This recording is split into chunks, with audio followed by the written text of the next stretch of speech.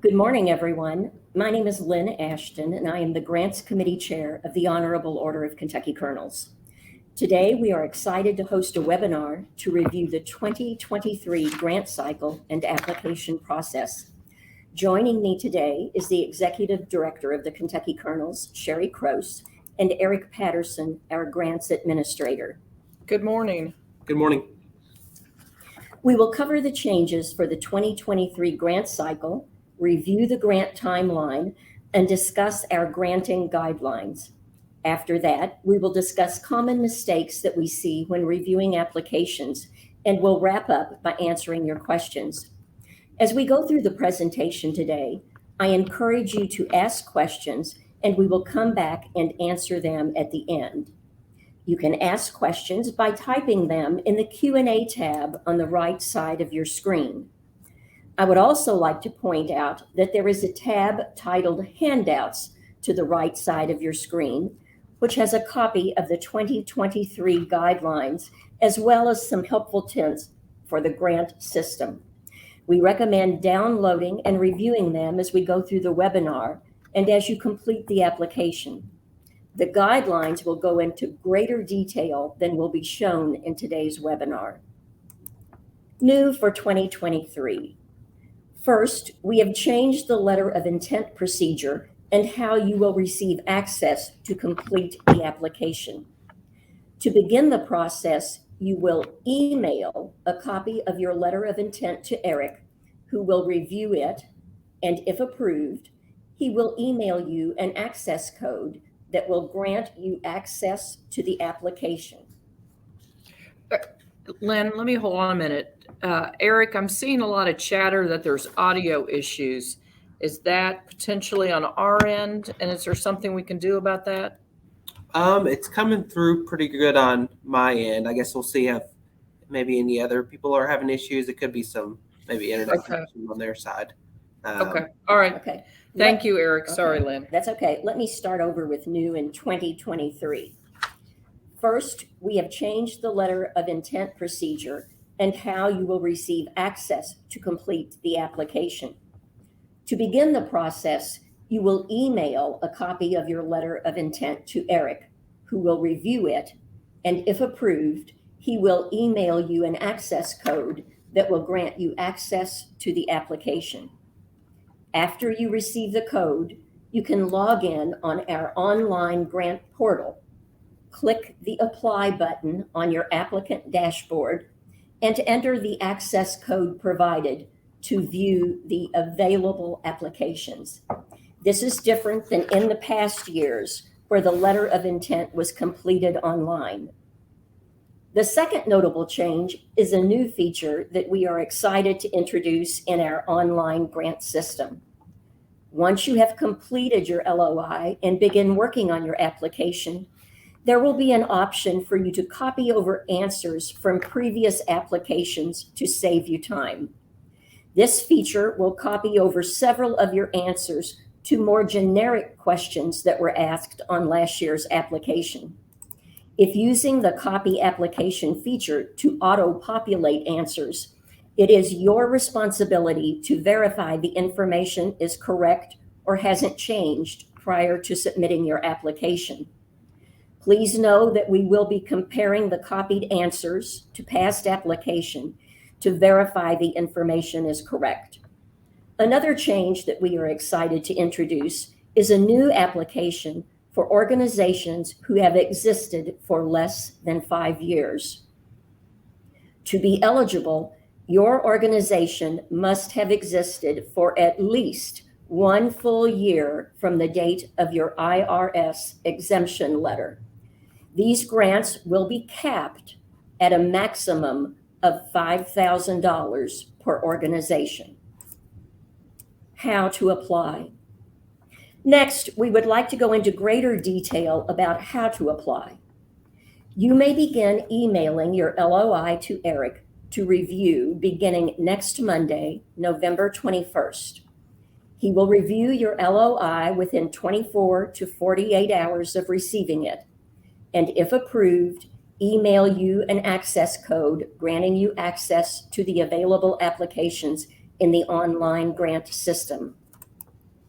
Your LOI must be a signed letter on your letterhead and include the date your organization was established, your EIN number, and a brief overview of your proposed project. Letters can be emailed or mailed directly to our office. Starting on December 1st, all applications will be open for submissions. If you are a new applicant, you will need to create an account, which you can do at any time once you receive access. You can access the applications by clicking Apply from your applicant dashboard, entering your access code, and choosing the application you plan to submit. There is not a deadline to email your LOI, but we recommend emailing it as soon as possible to allow yourself enough time to complete the application before the deadline. Timelines. Next, we would like to cover the 2023 grant cycle timeline with you and the notable changes. As mentioned before, on December 1st, all applications will be available for you to begin working on. This year, there are different deadlines again, depending on which application you are completing. If you are completing the large applications, which is for requests of $10,000 or greater, the deadline is Friday, January 13th, 2023 by 5 p.m. Eastern Standard Time. If you are completing the medium application for requests, which is between $2,500 and $9,999, the deadline is Friday, January 27th, 2023 by 5 p.m. Eastern Standard Time. The deadline for the small grant applications for requests of $2,499 or less is due by Friday, February 10th, 2023 by 5 p.m. Eastern Standard Time. And the applications for organizations that have been in existence for 1 to 5 years with a maximum of $5,000 will be due on Friday, February 10th, 2023 by 5 p.m. Eastern Standard Time. Please note that applications will not be accepted past the due dates except in extreme circumstances. We have these different deadlines to ensure there is enough time to thoroughly review each application and reach out to you should we have any questions. We strongly recommend you submit your applications prior to the deadline and encourage you to begin thinking about your potential requests and gathering the necessary information. After submission, your application will be reviewed by Eric, Sherry, and myself before being reviewed by our grants committee and then being assigned to our trustees for vetting. As a member of the Board of Trustees will contact you to set up a visit and discuss your application. After all grants have been reviewed, the board will vote on the grants in early June, and you will be notified shortly thereafter whether your grant was approved or denied. At this time, let's move on to review the 2023 guidelines. As mentioned before, this will be a brief overview as compared to past years, and we highly recommend you review the complete guidelines that are available for you to download today or which can be found on our website. Eligible organizations. Please take a moment to review these eligibility questions listed here, and if you have any questions, please type them now.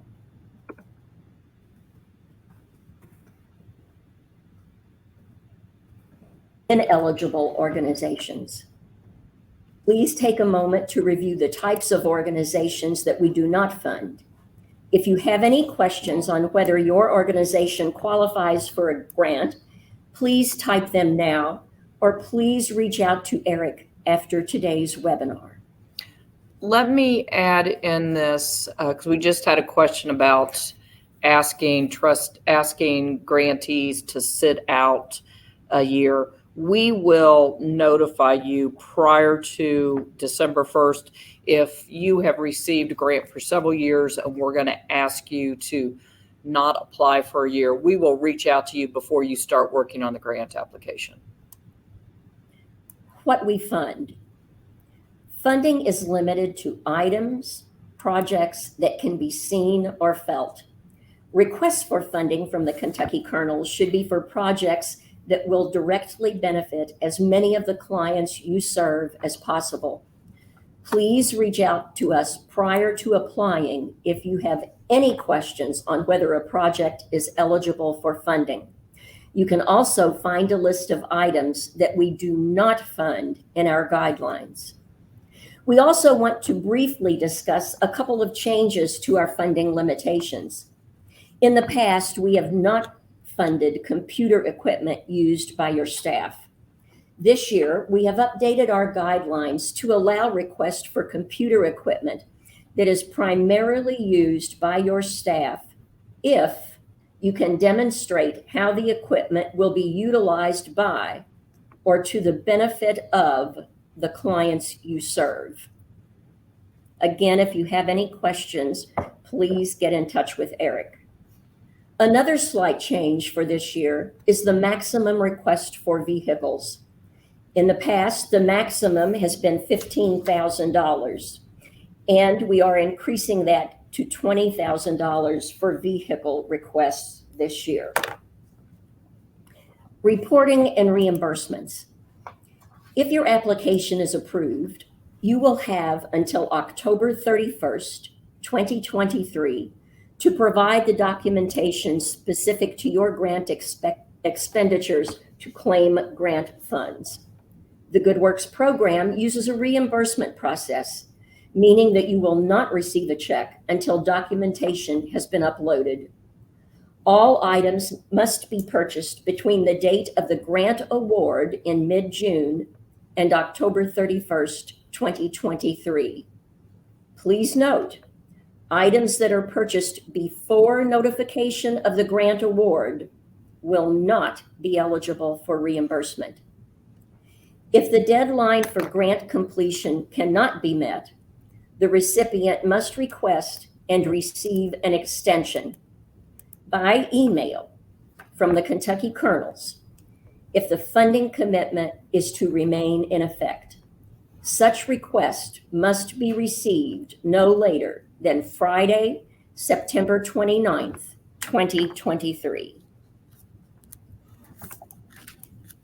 Oh, sorry, I'm answering questions. We did approve some extensions this year due to supply chain issues or construction issues, but please be aware that's very few exceptions, and we are going to tighten down on the exceptions for 2023, and you have to have a significant reason. Be aware, we're pretty savvy when we know the reason might be the fact that you didn't work on the project as soon as you received approval of the project in June. So we will be tightening down on that for 2023. Advisory information. Matching grants. The Kentucky Kernels will often make partial grants on a matching basis, meaning that the applicant must raise the remaining amount requested from other sources, including its own. If approved for matching funds, please provide the matching partner when requesting reimbursements. And I would state here, be thinking about who can help match as you are writing your grants. As a reminder from previous years, if you are a large multi-hospital system, know that only one hospital is eligible to apply per year. Large multi-hospital systems are defined as any hospital corporation operating 5 or more facilities within the Commonwealth. Also, please note that large hospital systems are very carefully vetted and are generally not funded. Please reach out to us before applying to determine if your organization is eligible. If your organization is a part of a large hospital system and awarded a grant, you may not be eligible to receive a grant in the next grant cycle.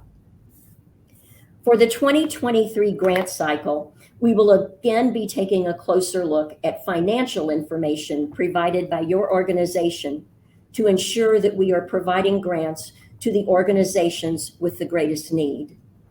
The 4 financial pieces of information we will be looking at when reviewing applications are cash reserves, total reserves, current ratio, and surplus deficit trends. These financial ratios will only be used as additional guidelines and will not be the only factor considered during the review process of each application. Recognizing the kernels. Grant recipients are expected to acknowledge the Kentucky kernels. Items such as plaques, decals, and vanity license plates will be provided to the recipient by the Kentucky kernels. Items not provided by the Kentucky kernels will need our approval. Reciprocal PR is appreciated in the form of social media and our newsletters.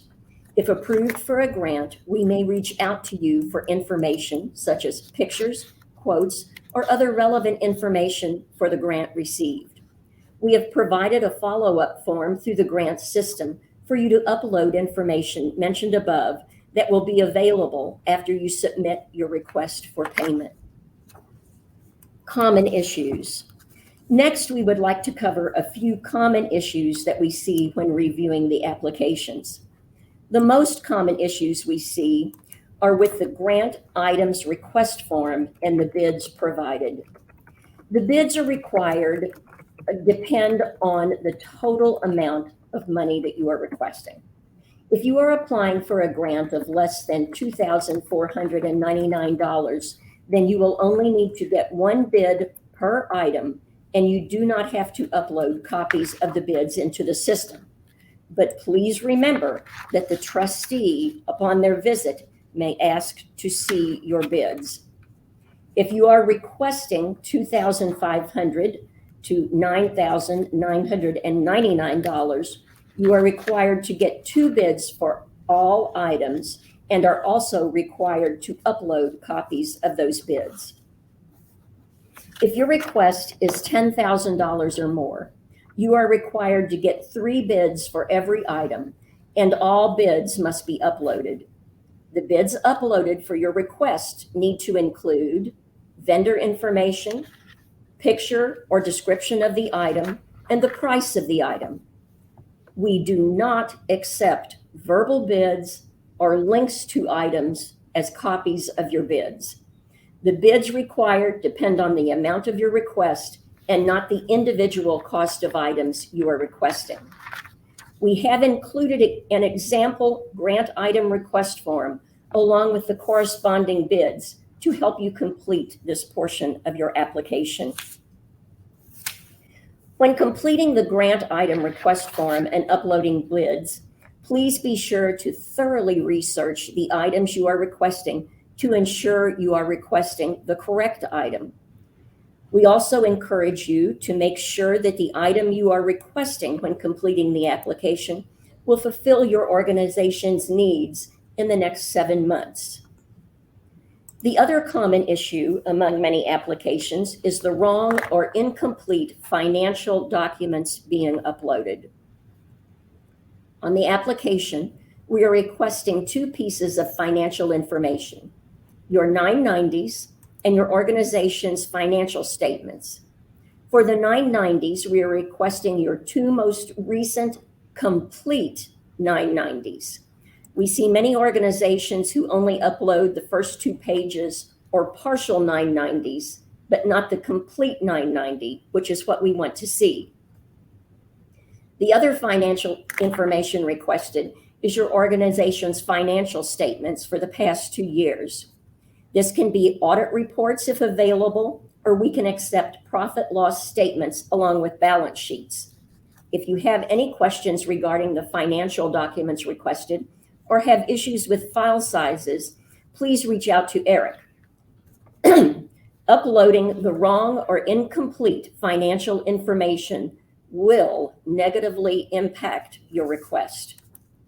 We also want to briefly discuss issues that we have seen on past applications for the questions that ask about your organization's endowments and investments.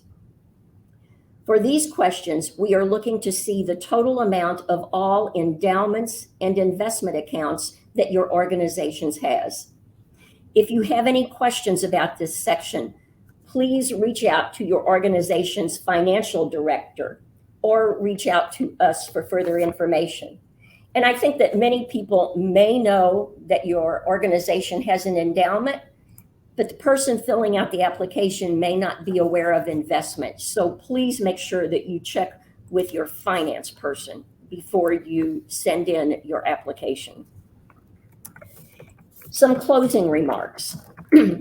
Before we begin to answer your questions, I wanted to share some more information about the Kentucky Colonel's Emergency Grant Program. Each year, we set aside funds for organizations to apply for emergency projects outside of the normal Good Works program process. Emergency grants in the past have included HVA systems that have gone out in the middle of summer or the dead of winter, or a food pantry freezer that has gone out. To be considered for emergency funding, nonprofits must have significant impacts to at least one program of the nonprofit offers, and the emergency must affect at least 1/3 of those that the nonprofit serves. We have these funds set aside in case the need arises unexpectedly, but we also encourage you to think about potential needs that your organization requests during the normal process before they arise as emergencies. This past year, we received several emergency grants. And let me be very honest, as we reviewed the emergency grants, it appeared to the grants committee that these were really items that should have been addressed through the normal grant process. We saw emergency grants for HVAC systems in that we've been having trouble for 2 years with our HVAC, or this freezer's been bad for 1.5 years. And just like we are going to look at extensions more carefully, we are really going to look at emergency grants far more carefully this year. So as you are looking at what you are asking for during the normal process, you need to look at these things and see if what you are asking for this year in 2023. Because we are going to be looking at the emergency grants far more carefully based upon that. So just a word of advice.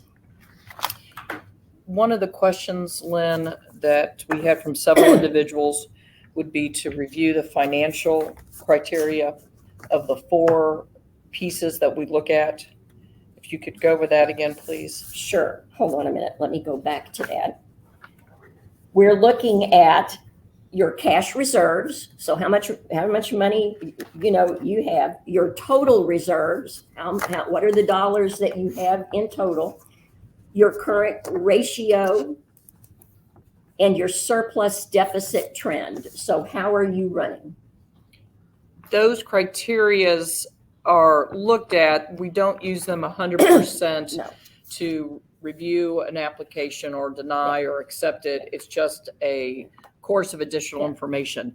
So how many months could you run if something happened, right? How many months ahead do you have in the bank in case you were to have an emergency? It's just additional information we have. Now let me and Eric make sure I capture all the questions. There was a question about reimbursements due. So you would have purchases in 2023 and they'd be dated 2023 for us to reimburse you in 2023. I hope that answers that. The slides will be available. There was a question about this recording. It will be available after sometime this afternoon. We'll have it up. There was a question about technology solely for students or programs. Yes, we would look at funding technology, specialized technology used for programs or students. So if, again, as you heard Lynn mentioned, please call us with questions. There was a question on improvements to a leased facility. So how that is, if your office is in a leased facility and you have a 20+ year contract, then we would consider that. If it is a less contract than that, no, we aren't going to make improvements to the building that you're currently in. There was a question on max amount you can apply for. There is not a max you can apply for, but let me make sure I note this. We are granting in 2023 $3.1 million, and it'll probably go to several hundred nonprofits, if not close to 400 nonprofits next year. So I would not advise applying for $1 million or $500,000 because we want to help the most nonprofits effectively as we can, and we won't fund those kind of dollar amounts. So we have had in 2022 2 grants that were over $50,000, very unique for us, and it was very unique circumstances we funded those. And the smallest grant we provided, I think, was around $800. So you have a vast amount in between. There was a question posed on do we fund postage? Now that's going to be in relationship to the program and who that postage and client is going to. So prior to filling out your application, please call Eric or myself and we'll take a look at that. We traditionally don't fund operating expenses. That would be considered an operating expense, but we'd want to know the circumstance that program is around. So please call us.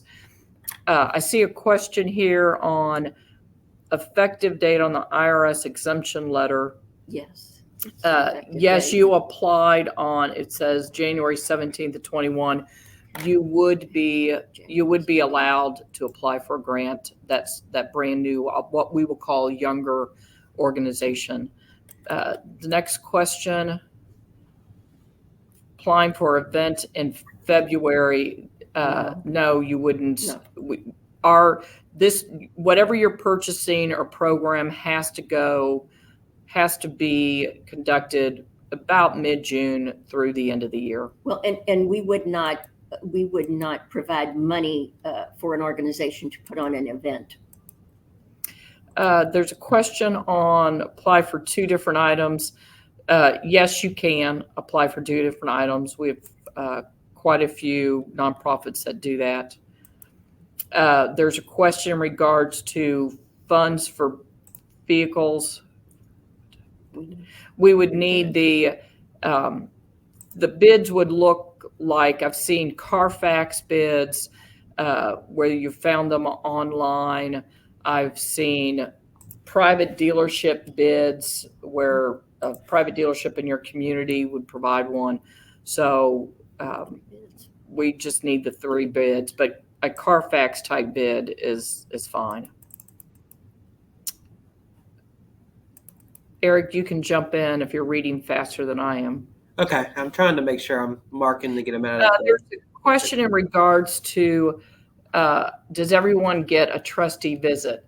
Some trustees who know your organization very well will just call and ask you questions. They might not come to your facility, but by far the trustees will come, particularly if you're a new nonprofit or they're not familiar with your nonprofit. Yeah, you get 3 bids. If you're requesting funds for a multiple same item that would equal to more than 10,000, yes, you need 3 bids. Yes. There's a question about 990 ends. Yes, those are acceptable.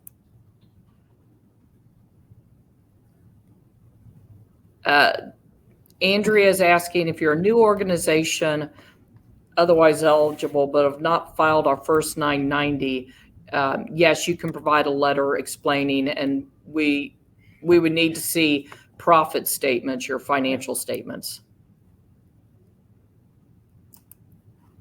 There's a question from Dawn requesting funds for food for our community kitchen. Yes. Yes, you would need, because you're buying probably bulk, let's say green beans.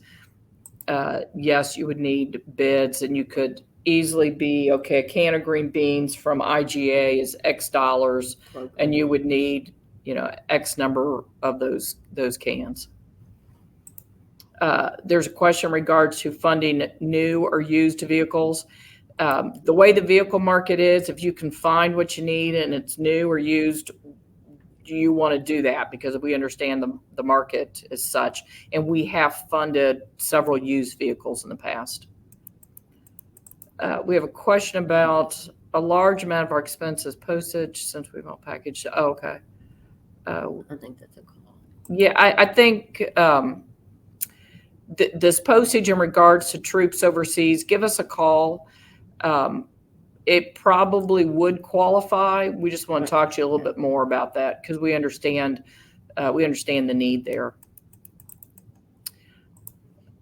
I'm reading the next question about profit loss. Do we need to see your 20? We would need to see the 22 budget, and we recognize the shutting down of businesses due to COVID. So we would want to see the 22, plus you'll be in 23. So we'd see the current budget.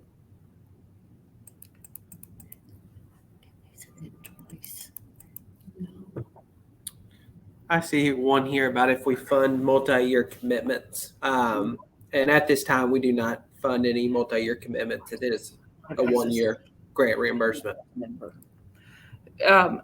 There's a question about submitting twice with a 501c3. If it's the same EIN number, no, you cannot. There's a question about grants used for scholarships. You need to talk to us on what you perceive as scholarship and what we perceive as scholarship. We do have one scholarship program out there with the technical college system in the Commonwealth. Very unique scholarship system. We otherwise don't do scholarships, but I want to make sure we're talking the same type of scholarship. So please call us.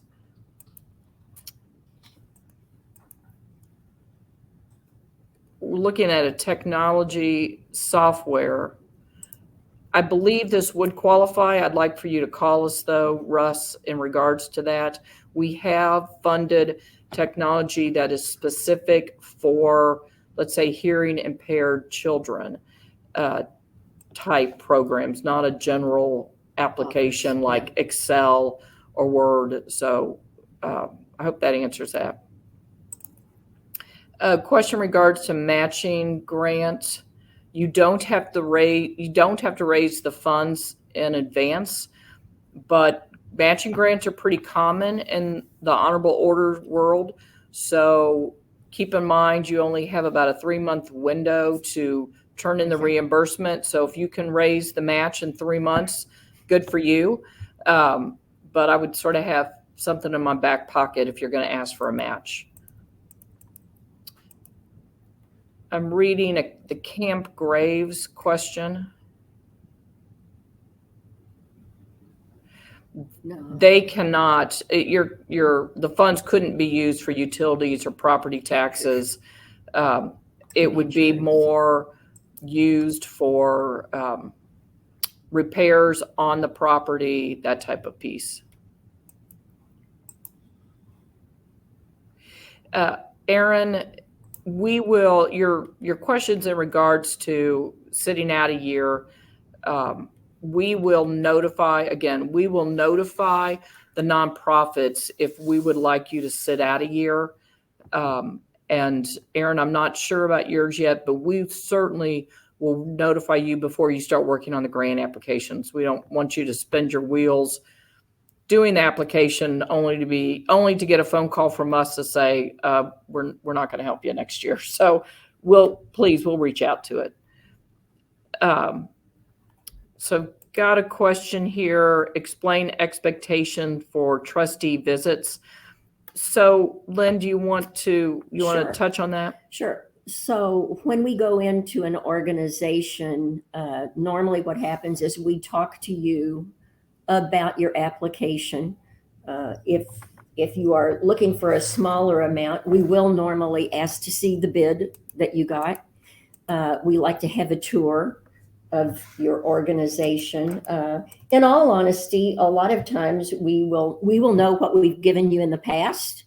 And, it could be a new roof, or it could be flooring, or it could be a freezer or whatever. We might ask to see it. We'll look at how things have been taken care of. We'll look at how, if you have clients that are there in your organization, how your staff is interacting with those clients. We'll talk to you about, things you're looking to do for the future. And in all honesty, one of the questions on the application is, are any of your staff or board members Kentucky Colonels? And we'll talk to you about the importance of letting them know what the Colonels do, and how it's important for them to become active Kentucky Colonels. So we just want to develop a relationship. We want to get to know more about your organization. So normally visits take in the neighborhood of an hour, or maybe an hour and a little more.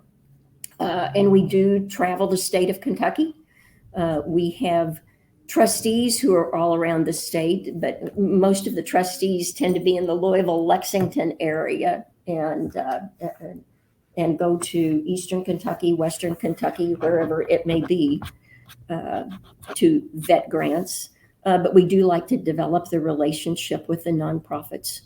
So it's kind of us getting to know one another. We want to learn more about your organization, what you're hoping to do for the future, how you're operating, see what's going on in your world.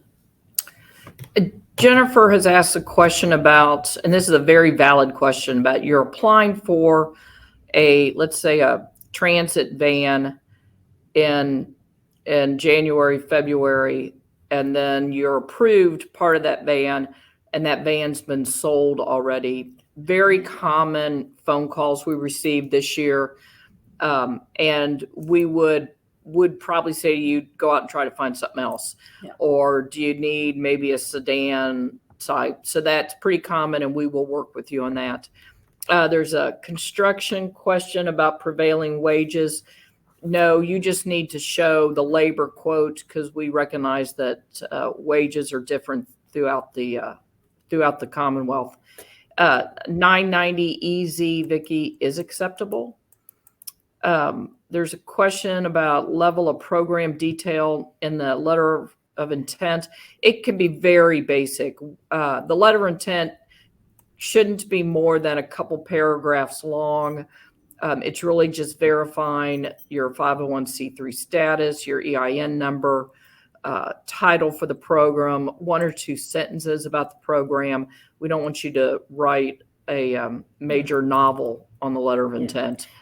Let me go back to one thing Sherry said, because for anyone who is new on this call, when Sherry was talking about cost of labor and wages and everything, that had to be for a project that someone was doing, because I just need, for if anybody is new, we do not pay staff wages, or we do not pay salaries for any staff. This was labor. It would have been labor for a project that someone was having done, putting on a new roof or whatever it may be. There's a question in regards to funding a chapter of a national nonprofit. We do that. And I'll do an example of DAR. We have funded projects for Daughters of the American Revolution. We've funded projects for United Way, Junior Achievement. So there are national nonprofits. Can an organization file for more than one grant if we have several locations? No, you can't do that. perfect example would be a YMCA in a community that has several different YMCAs. Only one YMCA can apply per year. There's a question about finances needed to be in 2022. We recognize that fiscal years are different for all different nonprofits.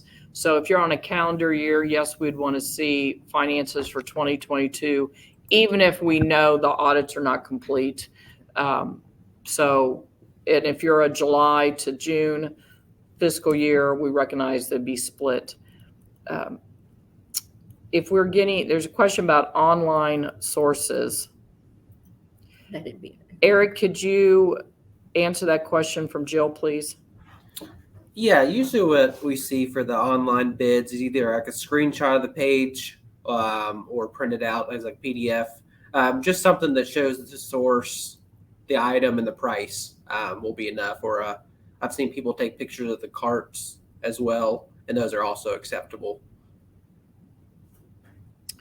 There's a question in regards to a letter of intent, an example. Roger, we don't have an example, but if you go into the handouts, it's pretty cut and dry on what we're asking for that letter of intent. I'm looking for funds used for construction materials. Yes, we do fund construction materials, and you have the perfect example there. We've done wheelchair ramps for nonprofit senior homes. We've done roofing supplies for nonprofits. So yes, we do fund construction materials. I'm looking on a question about resurfacing driveway and parking lot. Yes, we certainly do that. If you own the driveway and parking lot, we've done that quite often. And yes, it is a little bit over $10,000, but Lynn touched on it briefly. So each trustee is assigned 12 to 19 grants that they will review. They are given a pool of money for those grants, and then they make the determination of how the funding goes to the individual nonprofits. So you could be a nonprofit that is given 50% of your ask as, let's say, the driveway. They might provide $8,000 towards that project, and then another nonprofit might get complete funding, or it just truly is up to the trustee when they put all of those nonprofits that they are looking at together with that pool of money.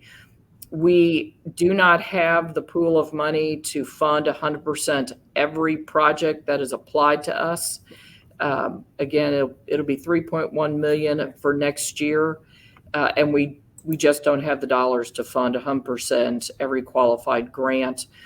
And I think many of you are aware on the phone call, the money that we grant out is through the generosity of Kentucky Colonels in 59 countries in every state of the union. They think so highly of what you do that they provide funds for us that we then go through this grant application and grant back out. There's a question about funding for vehicles, dollar for dollar. No, it doesn't have to be a dollar for dollar to purchase a vehicle. And let me keep in mind that vehicle could also be a tractor. We have quite a few agricultural nonprofits that need major equipment. So we could do a match for that type of equipment, or gators is another one. We have quite a few camps that certainly can utilize gators. So vehicle doesn't need to be like a passenger car or a van. There's a question about funding internships for short term. Unfortunately, we do not do that. As Lynn touched on, we don't fund salaries.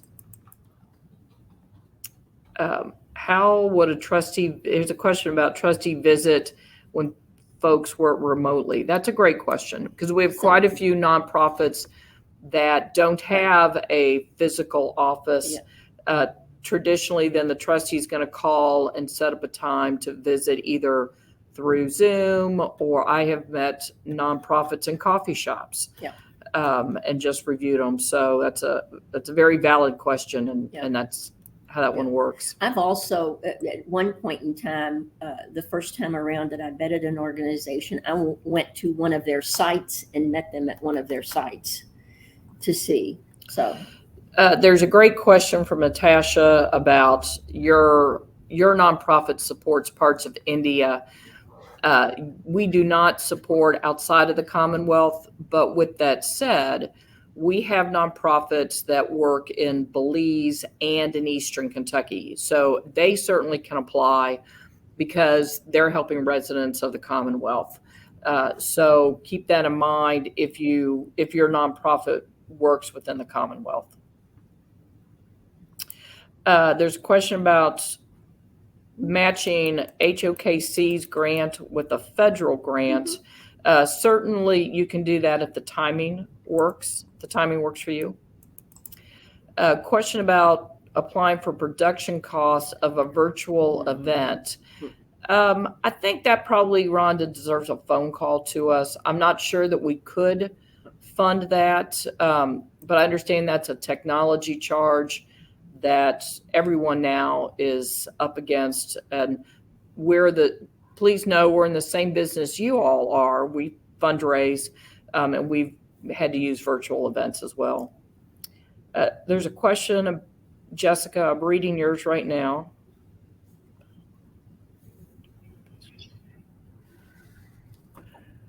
I think, Jessica, we could award that because your nonprofit is building ramps for individual people, such as Habitat has done that outside of building homes. So I do believe that we could help you. Again, if you have any questions, as you've heard repeatedly today, Eric's the man. Yeah. Call Eric. If he's not available, I'll try to answer. yeah. I think, Jessica, the big thing with that is the purchase of the materials would have to be purchased by that October deadline.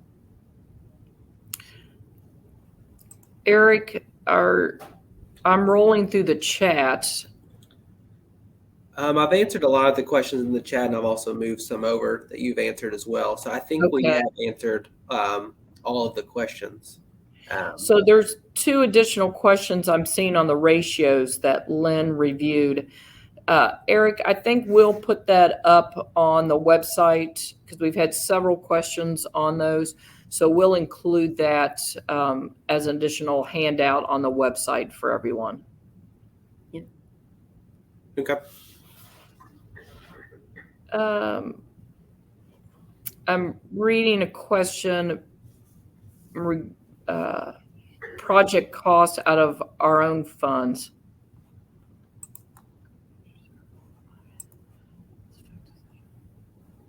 No, Virginia, I don't believe your questions are about using your own funds. It wouldn't affect the reviewing process. There's another question about organizations less than 5 years old able to apply for a medium or large.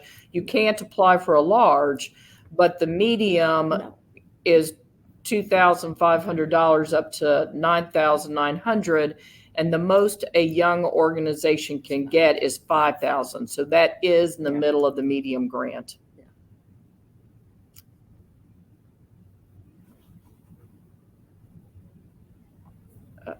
I'm reading from Sterling an email, the letter of intent.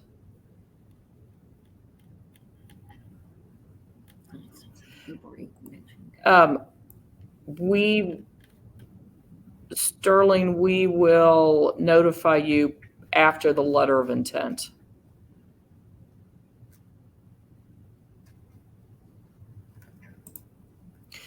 Someone needs to update an email address. You can go onto your grant application, or you could email Eric and he'll help you with that. Eric's email address is EP as in Paul, ATTERSON at kykernels.org. Oh, look, Eric just typed it in.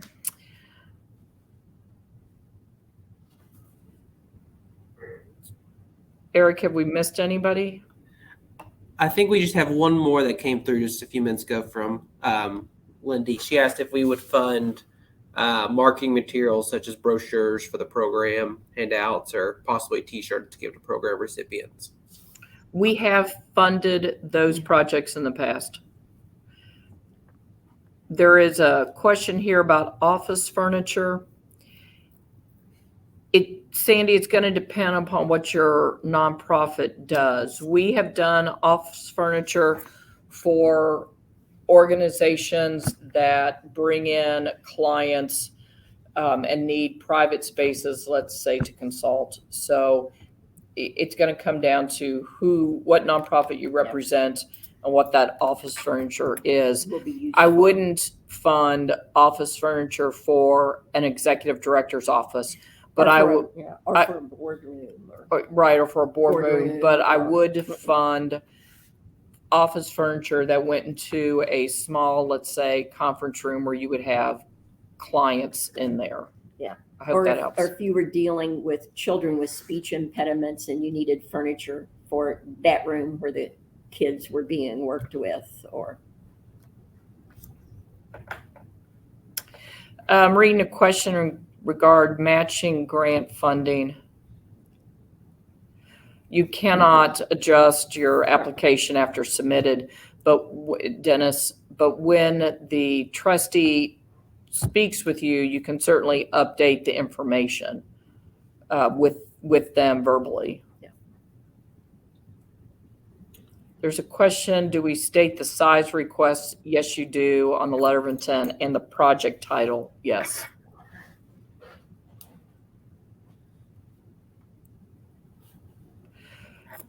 There's a question about long-term lease of 10 years. No. I don't believe that would qualify unless you can tell us that you pay $1 a year for the lease. Oh,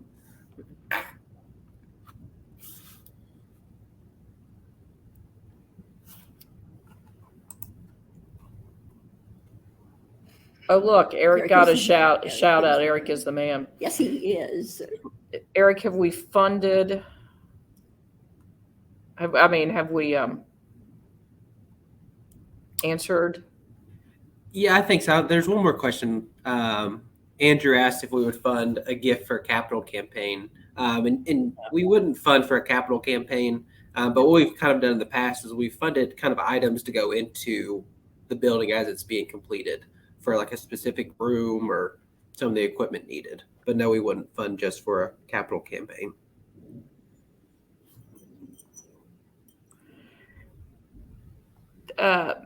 I'm seeing a question from Tammy. Can you repeat how and when you will request agencies to sit out? We're going to do that very soon, as in probably prior to Thanksgiving, so you'll know. There's a question in regards to, I know it was Sherry Boffman, carpet for a conference room where volunteers get orientation and meet. Probably not. We would probably not fund that because that's not the primary use of that room. And it's not your clients.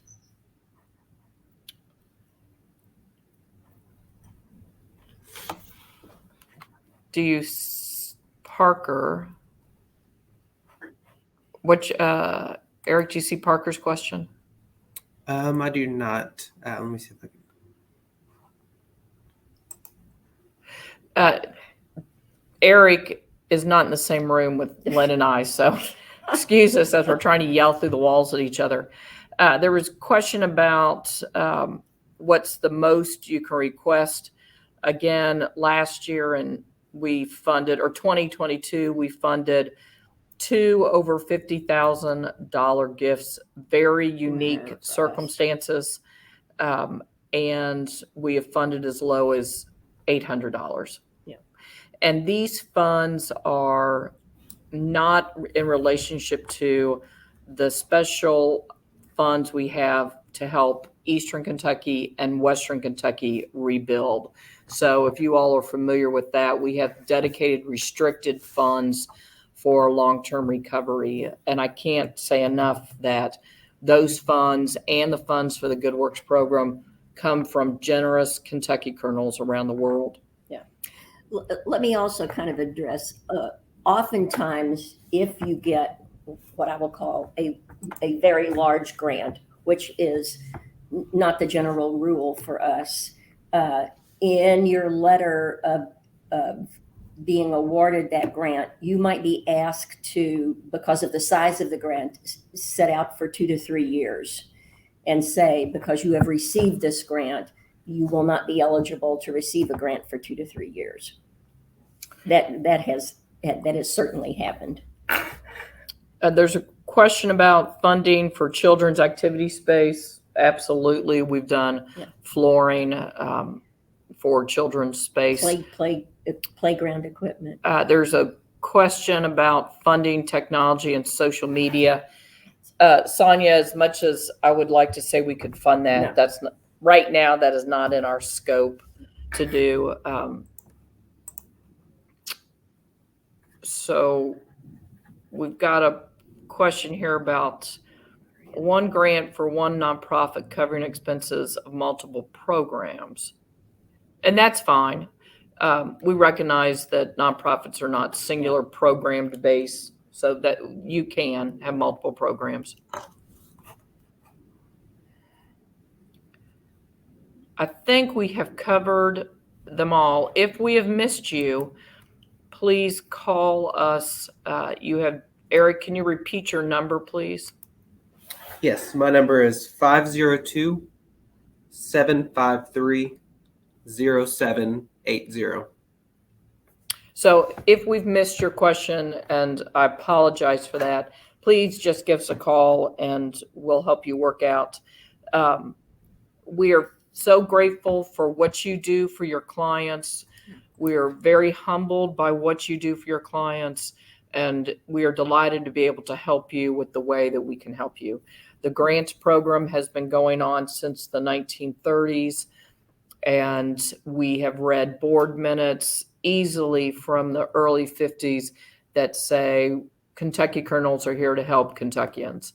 So please keep asking questions. Please keep applying for grants. And our goal is to fund 100% of qualified grants. We're not there yet, but we're making headway to help you help your clients. So at this point, we will wrap up. We appreciate your time today and all the insightful questions. And we hope that you have a very blessed, happy Thanksgiving. Thank you very much, you all. Thank you all.